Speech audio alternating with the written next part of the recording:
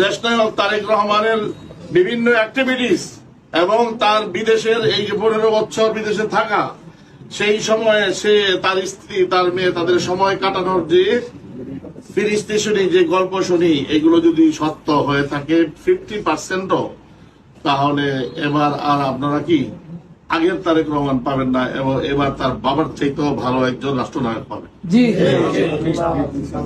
তাহলে আমরা তো আশায় ভোগ পাচ্তে পারি, যে একজন মানুষ আসতেছেন যে নাকি এখানে আসার পরে ছলচাতুরির কোনো আশ্রয় নেবে না। বাংলাদেশের একজন মানুষ শান্তিতে কোনো কাজ করেনি কোনো সময়। আমি সমালোচনার দৃষ্টিতে আগেও দেখছি, এখনো দেখতেছি, ভবিষ্যতেও দেখবো। মহাসত্য কথা, শান্তিতে কোনো কাজ করে নাই, কিন্তু শান্তিতে নোবেল পুরস্কার যে লোকটাকে দেওয়া হয়েছিল, সেই লোকটা তার নাম কেউ আসছে যে নোবেল পুরস্কার পেয়েছিল, সেটাও লাজ রাখতে পারে নাই। 1 বছরের বেশি সময় হয়ে গেছে, যেখানে 90 দিনে কি করতো, তত্ত্বাবধায়ক সরকার নির্বাচনের ব্যবস্থা করত, প্রয়োজনীয় সংস্কার করত, উনি সেই 90 পাইছে আল্লাহ জানে। 94 পাইয়াও উনি কি করতে পারেন তো না, এই এখন গুঞ্জন শুনতেছি পদত্যাগ করবেন। এগুলোর কারণ দেশপ্রেম না থাকা, এগুলোর কারণ লেখাপড়ায় বড় হলে কি যদি মনের মধ্যে আল্লাহর ভয় না থাকে, মনের মধ্যে সততা না থাকে, পিতা মাতা যদি ভালো না হয়, সেই ঘরের সন্তান দিয়া দেশের কোনো কাজ কখনই হয়। এই জন্য আমাদেরকে এখন থেকে কি করতে হবে, যে তারেক রহমান যদি আসেন, তাকে নেতা বানিয়ে রাষ্ট্রনায়ক বানিয়ে যদি আমরা 20টা বছর কাটাতে পারি, আর কিছু সৎ মানুষ যদি আনতে পারি। আচ্ছা বলেন তো দেখি, 70টা সবরে বসে বসে গরুটা খাইতেছিল, এই 70টা আরো 30টা বাড়াই দিলাম, গরুর কি উপকার হবে? গরুর কোন উপকার আছে?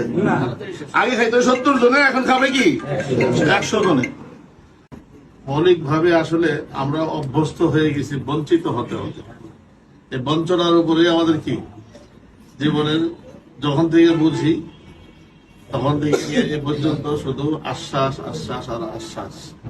এই আশ্বাসের উপরে এখন আর কোন ছেলে পেলে লেখাপড়া করে খুব ভালো চাকরি করবে, বিসিএস ক্যাডার হবে, এই নিয়ত করে না। আমাদের এলাকার কথা বলতেছি, নিয়তটাও করে না, খুব কম। কদাচিৎ কয়জন সচিব পাবেন বলেন? আমাদের এই যে 4 নাম্বার আসন, এই 4 নাম্বার আসন থেকে কয়জন সচিব আছে? কয়জন বড় ধরনের সৎ রাজনীতিবিদ আছে? কয়জন ডাক্তার? কিছু ডাক্তার আমাদের আছে, এখনো হইতেছে, আলহামদুলিল্লাহ, এটাও ভালো দিক। ডাক্তার, ইঞ্জিনিয়ার তো বাবার পয়সা আছে অনেকেরই, সেই পয়সা খরচ করে হয়তো ইঞ্জিনিয়ারিং পড়তেছে, ডাক্তারি পড়তেছে। এই বঞ্চনা দেখতে দেখতে এখন আমাদের অভ্যেস হয়ে গেছে না, আমরা তেমনই। আমাদের মধ্য থেকে যে ভাসানী তৈরি হতে পারে, আমাদের মধ্য থেকেও যে জিয়াউর রহমান তৈরি হতে পারে, আমাদের মধ্য থেকে যে শাইখুল হাদিস তৈরি হতে পারে, আমাদের মধ্য থেকে যে আমিনীর মতো হুজুর তৈরি হইতে পারে, এই ধারণাই আমাদের কি এখন নাই, ভুলে গেছিল আমরা। এই জন্য নতুন করে আবার পুরান সবক ইয়াদ করতে হবে আমাদের, যে না, এই 54 বছর 55 বছরে যা না হয়েছে সেই কাজ আমরা করে যাবো, যেন আগামী 50 বছরের এই এলাকার মানুষকে, আগামী 50 বছর তো লাগবেই না ইনশাল্লাহ, 20 বছর, শুধুমাত্র 20টা বছর লাগবে আমাদের এই সিটটাকে দেখে দেখে বাকি আরো 63টা জেলা এমন হয়ে যাবে ইনশাআল্লাহ। আপনি মালয়েশিয়া যাবেন না, এটাই সত্য কথা। মালয়েশিয়া যাবো কেন? আমার শুধুমাত্র এই পিরিয়ডে 15 বছরে যেই পরিমাণে টাকা হয়েছে, যদি জন হিসাবে দেওয়া হয়, 14 লক্ষ করে টাকা পায় সারা বাংলাদেশের মানুষ। 14 লাখ টাকা পাইলে আপনি কি আর যাবেন মালয়েশিয়া বা সিঙ্গাপুর, উত্তর কোরিয়া? শুধু এই পিরিয়ডে 15 বছরে যে টাকাগুলো গেছে, সেই টাকাগুলো যদি জন হিসেবে ভাগ করি, তাহলে প্রতি জনে জনে 14 লক্ষ। তার মানে একটা ফ্যামিলিতে 5 জন হলে 5 14 কত? 70 লক্ষ টাকা মালিক হতে পারে একটা ফ্যামিলি।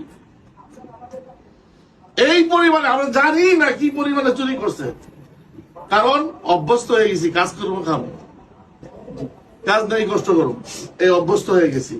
এই জন্য চোরকে চোর বলতে পারি না, ডাকাতকে ডাকাত বলতে পারি না, সাধুকে সাধু বলতে পারি না। এই যে একটা অভ্যেস আমাদের মধ্যে আসছে, এই অভ্যেসের এই চিন্তার জগতে একটা পরিবর্তন লাগবে, যে না, আমাদের দেশটাও মালয়েশিয়াকে ছাড়া যেতে পারে ইনশাআল্লাহ।